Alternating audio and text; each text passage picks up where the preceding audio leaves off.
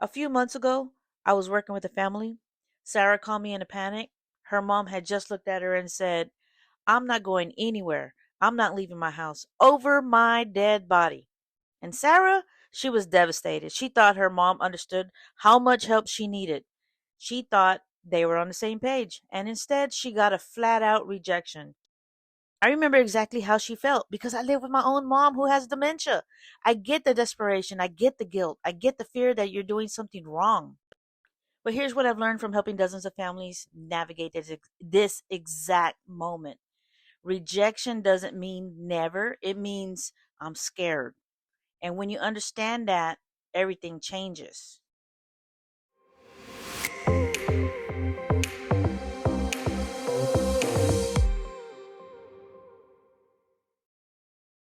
Hi, I'm Stella Herrera Williams. I'm a senior advocate and I've helped families navigate placement conversations with their loved ones. I'm also a primary caregiver for my own mom who has dementia and currently lives with me. So I understand both sides of this, the professional perspective and the personal, exhausting, guilt ridden reality of being a family caregiver. If you're wrestling with whether to push for placement or if you've already suggested it and got rejected, this episode is for you. Why parents reject placement. I've watched this rejection play out in different ways with different families, but underneath all those variations, the story is usually the same. When your parent says no to placement, what they're usually saying underneath that is, I'm scared. Let me tell you about Tom. He was 82 with early stage memory care needs. His daughter Maria wanted to explore options, and Tom responded with anger and outright refusal. Maria came to me thinking her dad didn't want to leave because he was stubborn. But when I talked to Tom myself, it became clear he wasn't being stubborn. He was terrified. He was terrified of losing his home, losing control, being alone, being treated badly by strangers, and also having everyone know he couldn't manage anymore. Those are massive fears, and they're legitimate. Now, there's always something else going on neurologically when dementia is involved, or even without dementia. Your parent's brain is interpreting placement as abandonment, not logically, emotionally at a survival level. They don't hear, Dad, I found a great place where you'll have activities and meals and people around you. They hear, We don't want you. You're too much trouble. We're getting rid of you.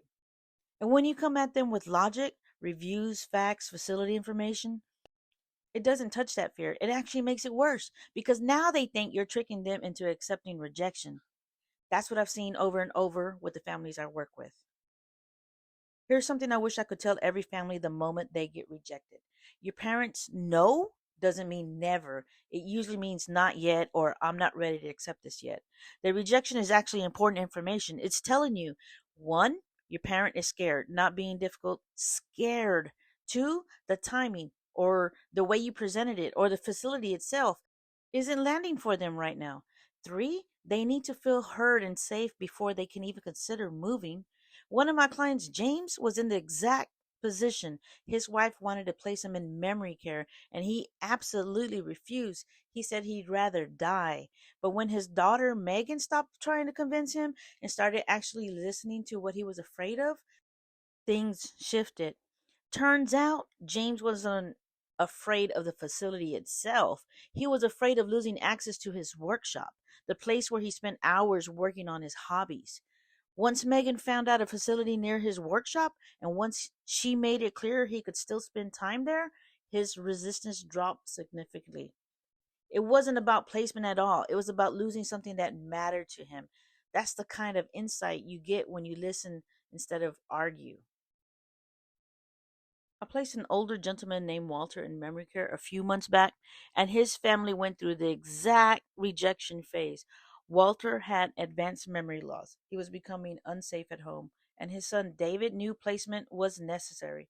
But Walter, he was having none of it. He told David, You're putting me away. You don't want me anymore. I won't forgive you for this. That hit David hard because he was trying to do the right thing, and his dad was making him feel like the villain. Here's what I recommended to David. Stop pushing for now. Get support for yourself and start listening to what Walter was actually afraid of. Turns out Walter wasn't afraid of the facility. He was afraid of being forgotten, of being left alone, of being mistreated. So David didn't push placement. Instead, he took his dad to the memory care facility for lunch just to visit, no pressure.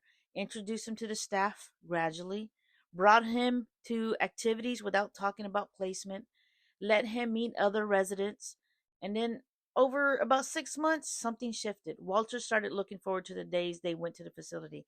He made friends, he felt safe, and eventually, Walter said something that shocked David.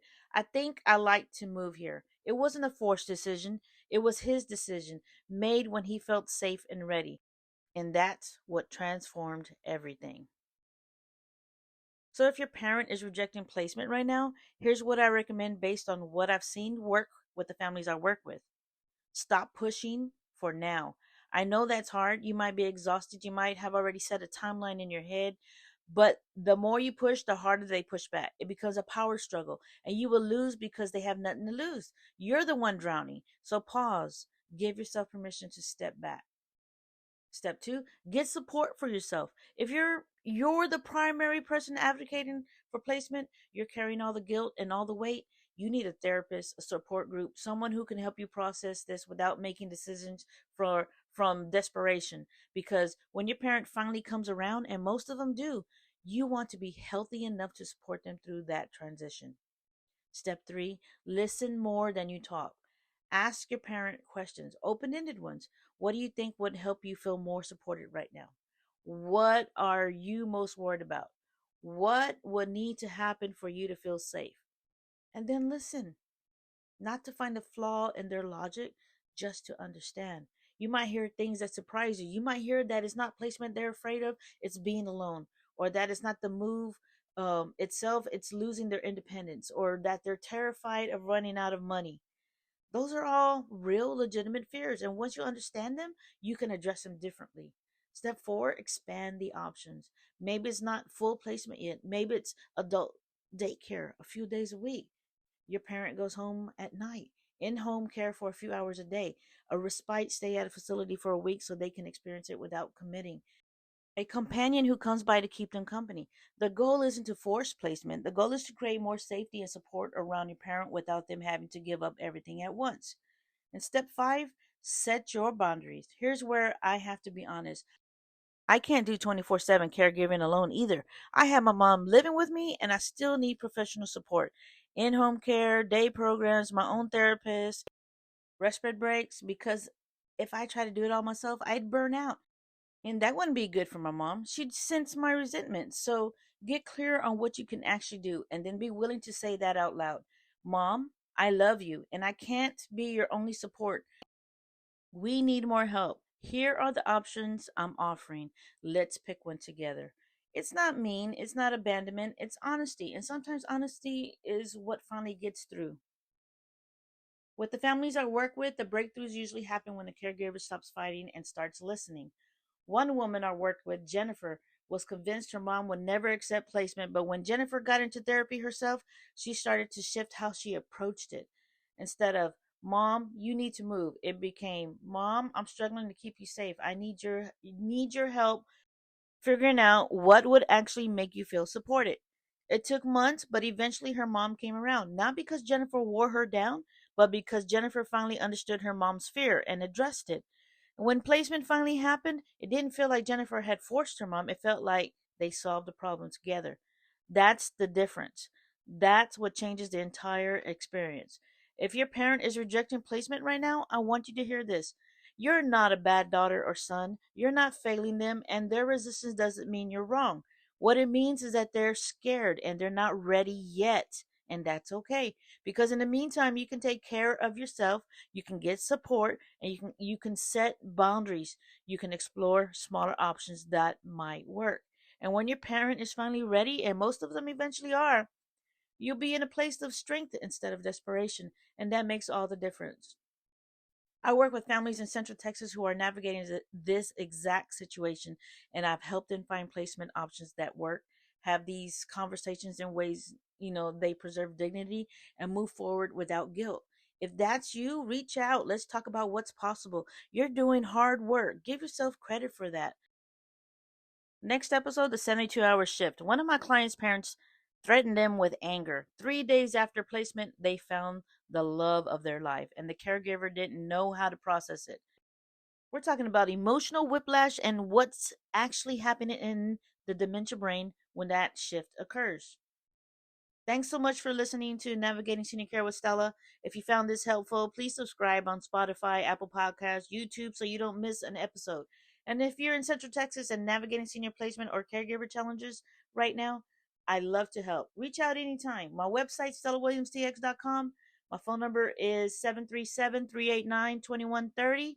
You can email me at Stella@StellaWilliamsTX.com. My consultation is completely free, no obligation. I just want to listen and help you figure out what's possible for your family. Blessings. Y'all have a blessed day. Stella.